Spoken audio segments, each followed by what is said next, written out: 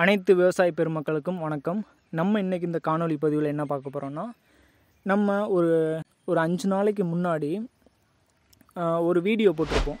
என்ன வீடியோ போட்டிருப்போன்னா, அந்த டிராக்டரில் இந்த டிராக்டர் மூலம் உளுந்து விதைப்பு அப்படின்னு ஒரு வீடியோ போட்டிருப்போம்.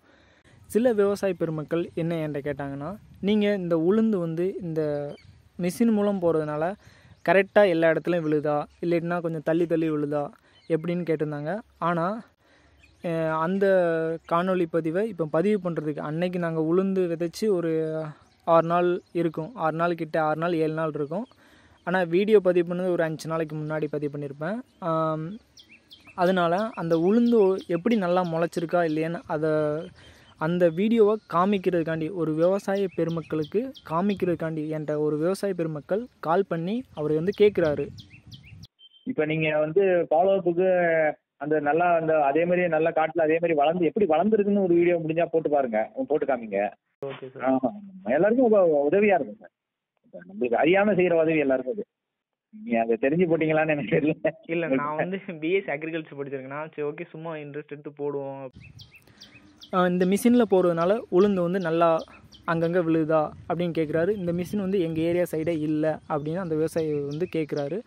அவருக்கு பதில் சொல்லும் வகையில் இந்த video photo and video upload பண்ணியிருக்கேன். அந்த வீடியோ நீங்கள் பாருங்கள். உளுந்து நல்லா பர்ஃபெக்டாக முளைச்சிருக்கு. பட் என்னென்னா, இப்போ நம்ம போகிறதுனால கொஞ்சம் பூச்சிகள், அதாவது பட்டம் தவறி இப்போ உளுந்து போடுறோம். அதாவது சவுத் சைடில், தமிழ்நாட்டோட சவுத் சைடில் பட்டம் தவறி உளுந்து போகிறதுனால கொஞ்சம் பூச்சிகள் பாதிப்புகள் இருக்கும்.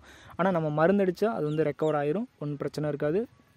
ஃபர்ஸ்ட் ஆஃப் ஆல் உளுந்துக்கு மானாவாரியை நம்பி தான் எல்லாருமே போடுவாங்க. ஒரு மழை இருந்தால் ரொம்ப நல்லது. மழை பெய்கிற ஸ்டேஜில் கரெக்டாக எல்லோரும் உளுந்து வைப்பாங்க.